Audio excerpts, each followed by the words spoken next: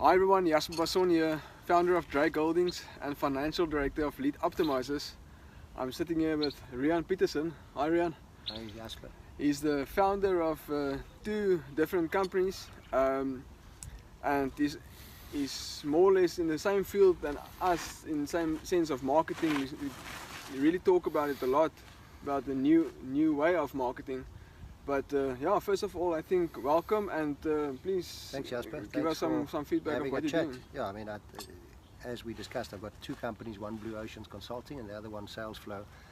In Blue Oceans, I do more strategy planning for corporate and B2B companies.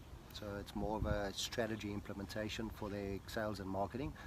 And we launched a prospecting bootcamp not too long ago in Sales Flow, where we teach consultants, advisors, guys like you that are starting out, how to build a client base and how to get clients to them. So there's two different strategies involved, but we address, I think, one of the biggest challenges for consultants and advisors out there on how to get clients in this day and age without cold calling.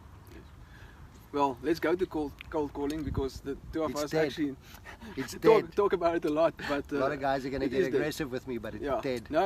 I mean, that is exactly what it is. I think South Africa, and excuse me for that, but South Africa is still very much behind in marketing. I mean, if you follow some of the American entrepreneurs and sales guys, I mean, social media and adding value every day, adding value. People will attract. I mean, you will attract people with your value. Sure. They want to do business with you, but they don't want to be cold called. But yeah, give me an example. So I had this when I spoke to Steve Hughes the other day on his radio show. So I did a bit of research on cold calling. So cold calling originates from the Depression era in 1929. So it is very old. In the States. I think it's outdated. Same with door knocking. They started door knocking and cold calling, and they had a script. This is what you tell the person, and this is how you actually move them into the yes and get the yes and box them in and kind of force them to buy your product, yes. Which doesn't seem right in this day and age in 2018. You know, we actually want people that want to do business with us. We don't want to force our business onto people and box them in, and 6 months down the line they terminate the contract or cancel because you can't really add value because you haven't determined that. Exactly. So most of the strategies, unfortunately, I would say up to 90-95% of the strategy we utilize right now in South Africa is old school. It's stuff we've been taught, and guys like me are at fault. Yes. I used to do it. I used to coach teams on how to do it. Yes. How do you have the conversation? How do you get the, and I don't want to call out specific names, big operators. We know them, but we still read those books and we still implement it. And how do you apply the psychology to a person's mind, and how do you utilize certain strategies that were, I think one strategy comes from the 1918, where we would say, you don't want to leave your family in that position, do you, sir? So we use that reverse psychology to make people feel bad to buy our services and products, which is not right. No, for sure. I had a mentor, or still have a mentor that taught me, make sure that a client always, you attract the client come to you, then you have the negotiating powers as well. Apart from anything else, if you need to chase a client, he's already in control. It's wrong. And it's wrong. Yeah, and do you really want to do business with everyone out there? You know, no, you want to choose them. We want to build practices on referrals, but unfortunately when you start up your company, you don't have enough referrals because you don't have enough big enough base. So until you have that base, you've got to utilize platforms like this to attract the right kind of clients and get the message out and tell them what you stand for and why you can add value to their business. And when you do that, out of the potentially 100,000 people in South Africa that you want to attract as a client, your percentage will come to you and say, Jasper, I like what you're saying, or Rian, I like what you're saying, let's have a conversation. Yes, exactly. Not a sales pitch. Let's have a conversation about, can you add value? On that, in my practice, I probably say no to 40% of the people that I speak to. So when someone calls me and says, yes, I want to implement your services, I would go through a process of disqualifying you as a potential client, because I know that if I can't add value, we're going to be angry with each other in 6 months' time, and I don't want to have that kind of clientele in my books. I don't want that pressure on me, that if I can't help you in your practice, why would I take you on as a client and short term take 3 or 4 or 6,000 or 10,000 rand from you, and 6 months down the line you actually come back to me and say, Rian, you know what, you can't do what you said for me. Yeah. So rather say no. Yes. Walk away. You're working a lot with, I'm also working a lot with, from our side, from Elite Optimizer side, we have about 40 websites, niche market websites, assisting clients to get leads, but on the websites, before they receive the lead, we actually do all the advertising for them. So we probably give away 95% of information on that website, but that 5% people will still come to you. Yeah. But people don't even understand that, but we provide leads to them. So Jasper, here's a good example, and you would pick it up in your industry. I get to a lot of guys that I say, are you on social media? They'd say, yeah, absolutely. We got 36,000 likes on Facebook. Wow. So your ego's great. Yeah. How much business has it actually brought you? Yes. No, I don't know. Like, why would you have likes, and why would you attract the wrong kind of client, and why would you boost your self-image or ego Yeah. to have lots of followers, but they're not predetermined potential clients of yours? Yeah. So stop wasting your time. Exactly. Again, I'm probably saying it in every single interview, but stop wasting your time on social media just for the dopamine hits that you can get. Use social media, especially Facebook and potentially Instagram, if you've got the right kind of business. Advertise and building a brand using Facebook, but don't waste your time on Facebook. Don't consider the everyday feeds distract you. You know what's the challenge, Jasper, that I think we deal with? And I speak to a lot of guys on social media, and one of the first questions is, so what are you doing currently to attract clients into your business? Are you on LinkedIn? And the guys would say, yeah, absolutely, I'm on LinkedIn. So, okay. Do you actually add value through LinkedIn by articles or videos or feeds or real value, not selling your services? Yeah. No, don't do that, because that's too salesy for me. Okay. What about Facebook? Are you on Facebook? Yeah, Facebook's a dating site. So people still think Facebook's for dating. Yeah, absolutely, it is. I'm sure some people. If you're 18 or 25 and they use it for dating, and it's brilliant for dating, I don't want to go up against Facebook. It's one of the biggest social media, but you can use it for your business. And if you use it right and you put it in front of the right person, people will start coming to you. I think the biggest challenge we deal with is adopting new technology into the way we do things. We were taught a certain way. I come from that era where we door knocked and cold called because we didn't have the internet. We didn't have all these fancy things. So that's how we had to build our businesses. But everyone was doing it, so it was acceptable. And that's the way we did it. And since the 90s and 2000s, a very small percentage of people adapted, and those that adapted are doing extremely well. They're thriving in their businesses. But 90% of people are too afraid to take that step, number one, and if they do, they don't put in the effort, because it's a lot of effort initially to get the brand out and to build your credibility and to get the name out. Once we were talking about video interviews, and when me and you first started, it was a very scary thing. But you do it, and you just bridge that gap, and eventually you become comfortable with it.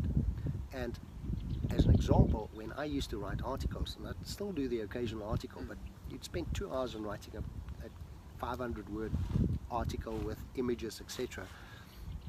I'd get around 500 interactions on an article out of about 10,000 people in my network. Video has jumped to 4, 5, 6,000 because people are, I wouldn't say lazy, but they don't want to go through the effort of reading a 5-page document. Exactly. So it might be lazy, it might be that they're busy. You know, everyone's busy in their day job. But when they have a 2-minute clip and that can add value, they'll quickly watch it, and there's value, and they'll interact with you, and that's how you build your credibility. They can even walk somewhere and listen to it while they're doing it. The university is right here on podcast. Exactly, yeah. So, step us through, you designed a masterclass to explain it's more to of people. I want to call it a boot camp because everyone's got a masterclass and a these days, Shark Tank, exactly. and so I don't want to. But you, I mean, in essence, it's a video that people can watch for free online, and from there, as far as I know, you can assist them if they do understand what you're offering. They can subscribe, and you assist them on a monthly basis. So maybe I think just in a nutshell, walk us through where people can find that, and where from there. So on the Salesflow website, which is www.salesflow.co.za, My first session is free, and in the free training, it's a webinar-based training, which is about 40 minutes, 45 minutes. I'll explain the challenges, what has changed, and how you need to adapt, and what you need to do to, in 3 steps, generate clients to come to you. It's 3 simple steps, although it takes a lot of work in the background to actually get to those steps. But in 3 steps, you can get clients to come to you and fill up your pipeline and actually start having conversations. So the first session we offer for free, and if you're comfortable with social media and digital advertising and video and webinars, you'll catch on and you can do it in your practice immediately. If you're not, we run a 8-stage training program that runs over, depending on how fast you work. So you can do it in 2 months, you can do it in 8 months, it depends. So from my perspective, I will only deal with clients that are prepared to put in the work, Jasper. Otherwise, they're not going to see the results, and that's going to be negative impact on my business. But we start taking you through the process of what it takes, how to set up your profile, how to create, which we're pretty serious about in SalesFlow. What is that signature offering that you're offering your clients? And you start by analyzing the problem that you solve. So if you're an accountant, people need accountants and everyone needs accountants, but how do you separate yourself from the other 2,000 or 4,000 accountants in South Africa? They're all the What same. is it that you do differently? You know, what do you offer? What's the value that you bring to the table? You either pick and pay that services the masses and your rates are low, but you got 1,000 clients on the books, or you the elite accountant that actually spends the time and services the clients. So you've got to figure out what it is that you're good at and what problem you solve for people. If you don't solve a problem, anyone, as a coach, a consultant, an advisor, even an attorney, if you don't solve a specific problem, you're going to have a challenge to attract the right people to come to you, number 1. Number 2, how do you utilize things like video, things like webinars? How do you set it up? What are the platforms out there that you can utilize? And how do you go about getting the message out over a webinar and a video? How to write articles. If you want to get into that, how do you do it? You know, what is important? How do you choose a topic? How do you write these things? How long should it be? When do you post it over LinkedIn? How do you actually set up your LinkedIn profile professionally and not say financial advisor? There's 24,000 financial advisors in South Africa, and 23,999 call themselves financial advisors. Now understand that's your job description. But if I'm a client and I'm looking for a financial advisor, how do I pick? You're a financial advisor, you're Discovery, you're Mutual, you're independent. How do I differentiate who I actually want to deal with? And why? And why? So if you say, I help businesses avoid risk, and I'm looking for a financial advisor, I know you're a broker, but you help me avoid risks, and I'm a business guy, I might think, hang on a second, this guy seems like he's doing something differently, let me have a conversation. So what's the signature offering? Where do you take clients? And very importantly, what's the outcome of what you deliver? So we take you through the 8-step process, and ultimately you get to a point where you automate your marketing within your business, that all you do is you have qualified conversations with people on the phone. You ask them what you want to know, to pre-qualify them, to see whether or not you can add value, whether you can take them through that process of what you're promising as a professional, and whether you can deliver that value. And if you can't, walk away. It's that simple.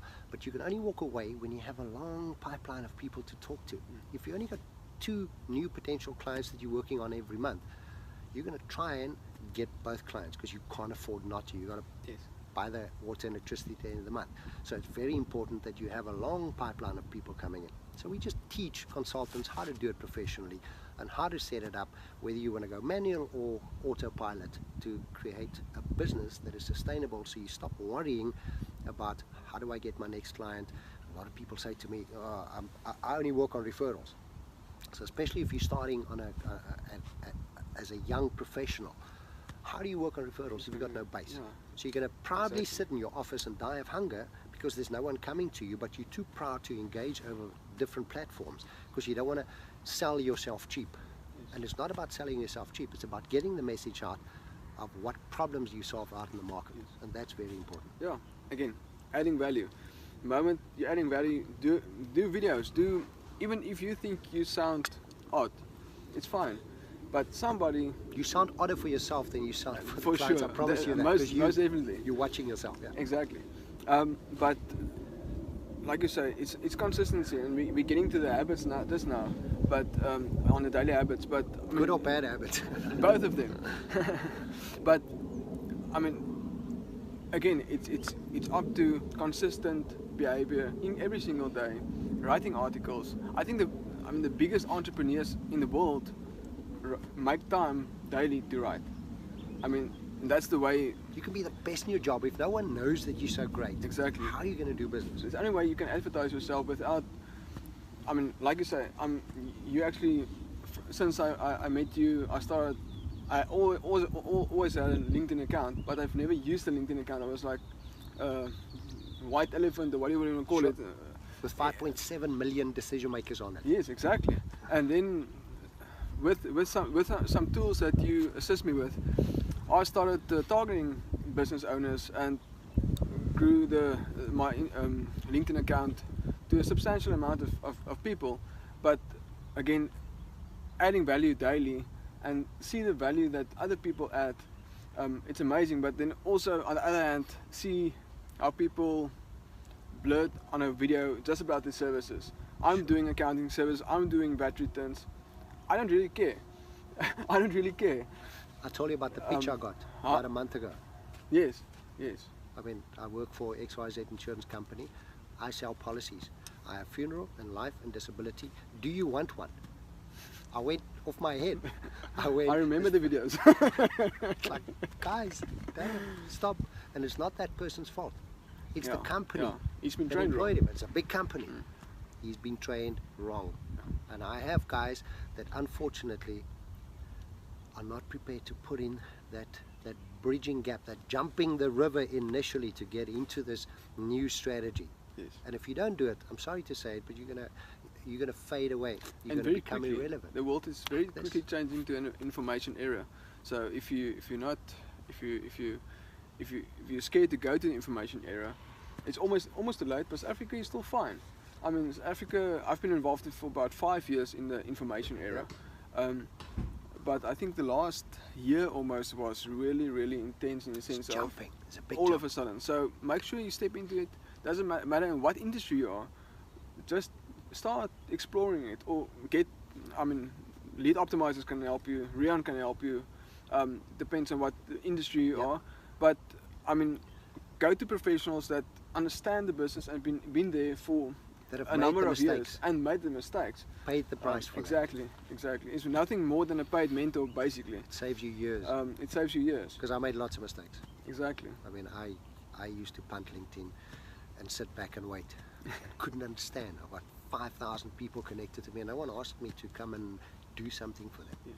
So there's small little tweaks you got to make in your campaigns, and in order for people to come to you, you actually have to have a call to action and drive them to a specific value. Otherwise, they'll never do it. Let's just step into the second part of the webinar series, where I'm busy, busy with interview a lot of various entrepreneurs. And the whole idea of this webinar series is to encourage startup entrepreneurs, especially, but also entrepreneurs with some ideas that other entrepreneurs do on a daily basis, their habits, their rituals, their books they read. And mostly, I mean, I spoke to somebody yesterday as well, to move from being an employee to going to entrepreneur. I mean, it's a big step. Most people is employment, and they do a certain job very good. It's from sanity to madness. Exactly, and I mean, you may be very good in your craft, but doesn't make you an entrepreneur. But doesn't make you an entrepreneur. No. And a lot of people, I see a lot of startup entrepreneurs in my office, and they all, and I can see they're very good. They believe in their ability to do their job, but they forget about all the rest that they also need to do. And some of them are your daily habits, your rituals. Sure. I think that's one of the challenges with being an entrepreneur. You start a business because you love what you do. Now you start a business. Now you get involved in stuff like accounting and admin and bookkeeping and HR and sales and stuff. And you're not doing what you love. If you're a technician and you love implementing certain systems, you just want to do that. Now you're actually not doing that because you don't have the time.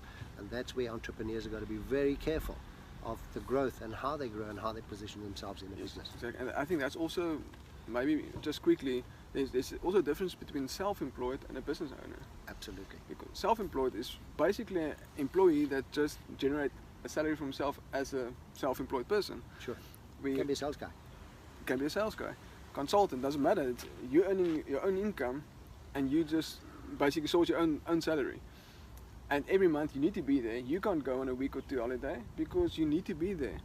Where Time if you're for a business, money. Time for exactly. money. So I mean, the idea is actually, you know your craft, but station yourself that you are the business owner and oversee everything, and make sure you've got certain people over in time. I mean, it can't happen overnight and the first day you step into your new business. People better than you that can do what you don't do. But work towards that. So, but quickly, let's talk about, are you a morning person? Are you a night owl? I am. I've always been a morning person. If you say morning, 4:45, 5 o'clock. I'm not a 4 o'clock morning. That's kind of midnight for me. Not 4 crazy o'clock, as me. nothing after 5:15, and I try and get at least half an hour before kids start jumping up and down. And when we talk about rituals and habits, I don't read a lot anymore. I listen to a lot of podcasts. I just find it, for me, a lot more productive while I'm in the car, because I spend a lot of time in my car. I spend a lot of time on the way to places. And that's a, sorry, but that's a new way of reading anyway. It's a university And on wheels. yes. You know, it's and you can tune into things that serve you for the week, or you need Yes. help for the week. And Exactly. so I've got and various when you commute guys. a lot as well, it's Lots of guys I listen to, and dependent on where I need to push my business, I would listen to different podcasts to give me ideas on whatever it is I need to implement. So in the mornings, I used to spend a lot of time on LinkedIn initially to invite people and to connect with people. Now we automated the process. I don't need to do that anymore, so things have become a lot easier. But I spend a lot of time in the mornings. When I say a lot of time, 15-20 minutes on being grateful for yes. the littlest things. Sometimes there isn't much that you can be grateful on, but there's always always something. something, yeah, Good exactly. cup of coffee, a bit of rain.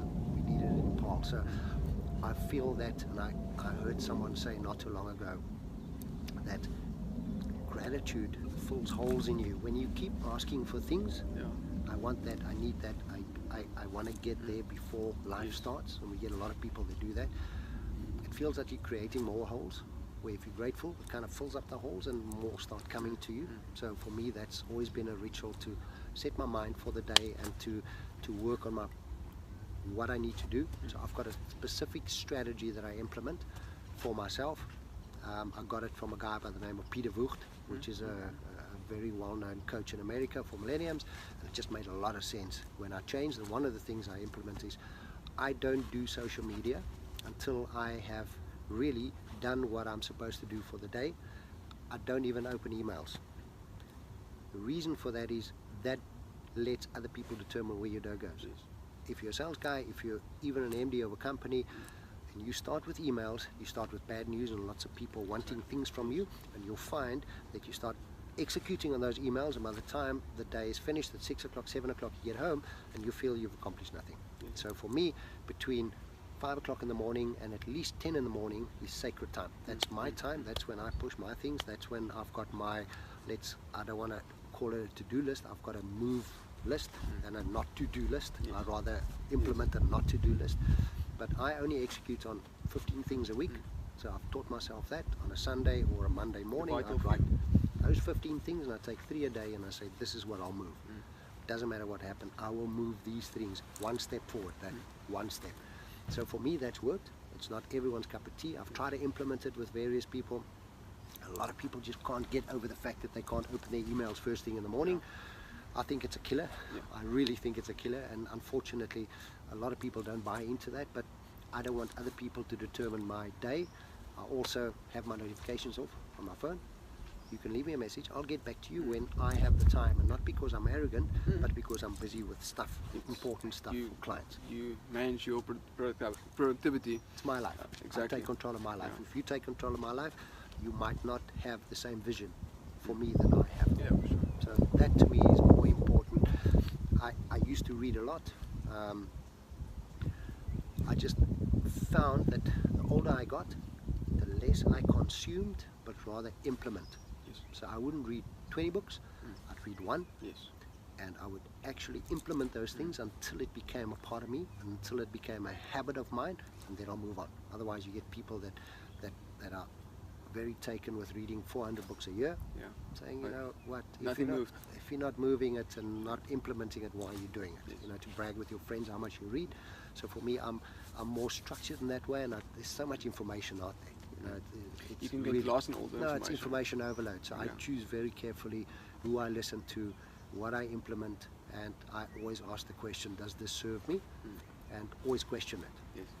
So that to me is my between 5 and 10 o'clock in the morning, just to boost myself, and then it can, even if everything falls apart after 10, I've done those things that are important, and I've gotten further in my practice of what I want to implement.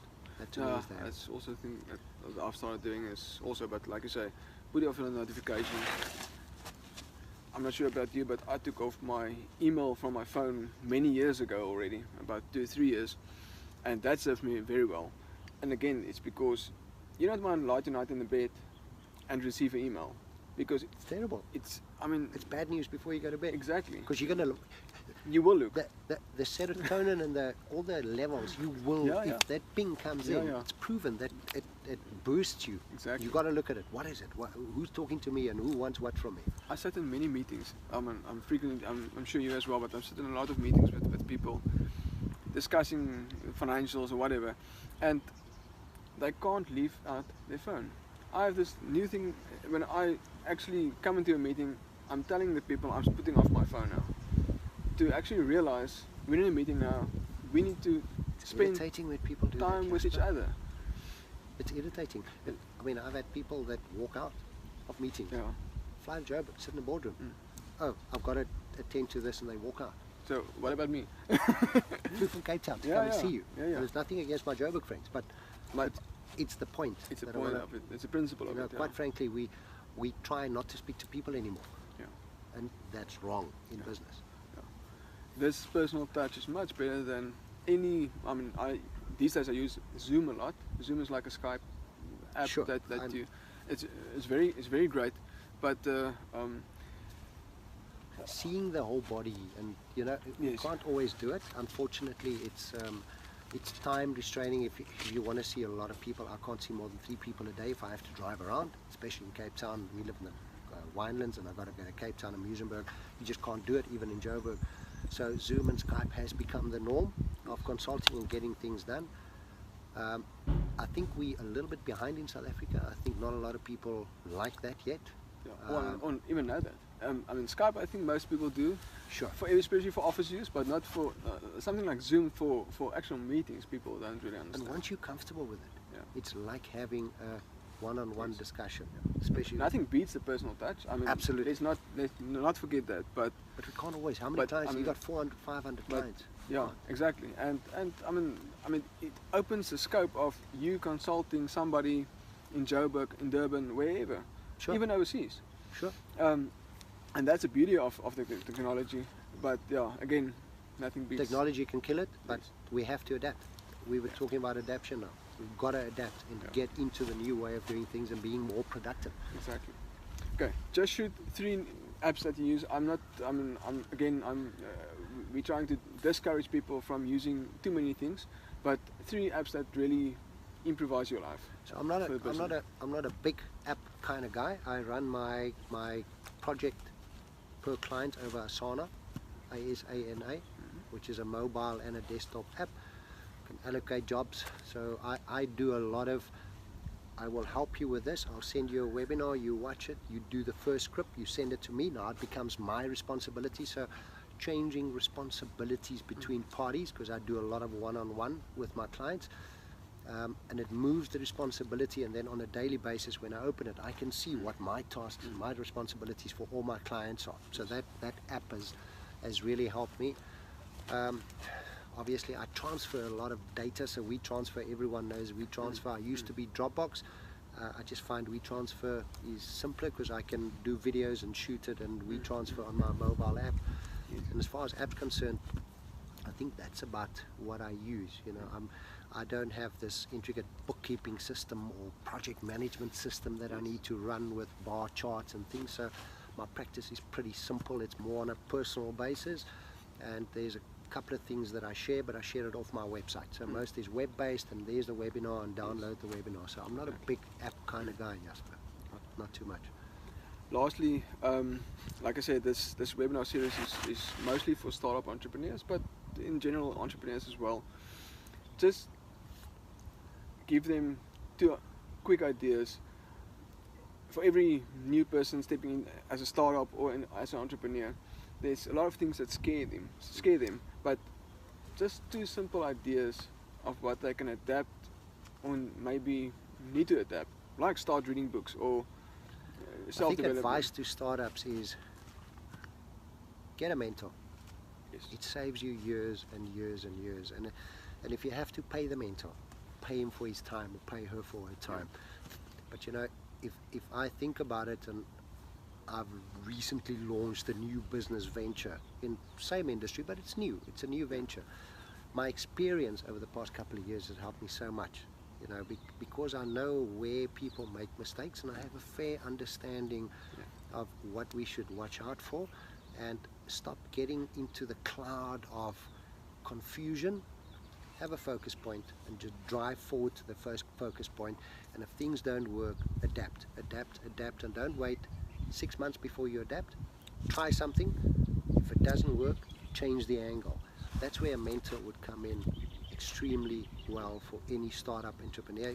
We don't always have them available. I think the second piece of advice is fail big. Yeah. You know, and don't see it as failure. It's a lesson. It's viable as long as you learn the lesson, as long as you don't redo. I mean, I've failed huge in my life, and it's not nice while it happens. And sometimes our egos are more affected than our pockets, and even if your pocket's affected, trust me, you'll stand up, and if you're a real thoroughbred entrepreneur, you'll always stand up and always find a way forward. But failing is great if you learn the lesson in the failure, but we can't grow. And you literally cannot grow unless you are on ground level, if you understand what I'm saying. Any big businessman would tell you that there's been times in their lives where it came crumbling down, and that's where they learned the lessons. And that's where they start planning properly next time and start taking it a little bit more serious and stop making those mediocre mistakes that we all make, greed of money. And I think if I had to give a third piece of advice is find something where you can give back through your job. And whether you're IT consultant, an accountant, an attorney, a consultant, find the passion. So for me, I always ask my clients, so I lie awake because of my clients' problems. Someone will come to me and say, Rian, this is what I do, how do I get clients to come to me? I don't always have the first answer, so it'll take me a long time to go and plan, and what do we need to do, and how do we structure it, and what's the strategy behind it. So I lie awake about my clients' problems, so I'm passionate about finding a way for them. Every entrepreneur needs to have that passion, because if you have that passion to solve people's problems, you'll be successful. If you're just doing it for the money, I'm sorry to say, but you're going to hit stumbling blocks, and it's going to be an empty career. And Tony Robbins said it so well. You know, you plan this lifelong path, and this is what you drive for, and that's the goal, and it's the Ferrari and the big house and all these things. And then at the age of 55 or 60, you get there and you say, this isn't really what I want. I've got it. This is not what I expected. You know, I was expecting more fireworks or something. So make sure that you drive towards your passion and not just empty money. Yeah, I think that's also the first real advice even to employees, new clerks coming in. Pursue your passion. That's the first thing I asked a new clerk wanting a job before you even have the job in the interview. What is your passion? Do you live your passion? Is your passion accounting, or if it's surfing, you're at the wrong place? Yeah, exactly. And do you just do it for the money? Because passion first, and the money will come. Yeah. Because, like you say, you will get the hurdles in any case. Of course. But if you live your passion and you get the hurdles just make the life interesting. Find a way around them. And it just make the business life interesting. Worth it. And worth it. But if you just do it for the money, the first hurdle you get, you're going to stop. No business is without hurdles. Yeah. No life is without hurdles. You need to find that Simon Sinek why. Why do you do it? Yes. And if you know that and you drive towards that, it's very easy. Thank you very much. Thank you. I really Jasper, appreciate your it was time. great. Always And nice was in a the sun. It's a great sunny view day and in coffee and the winelands, and yeah, always great chatting. Eh? awesome. Thank you very Lekker. much. Thank you. Appreciate it.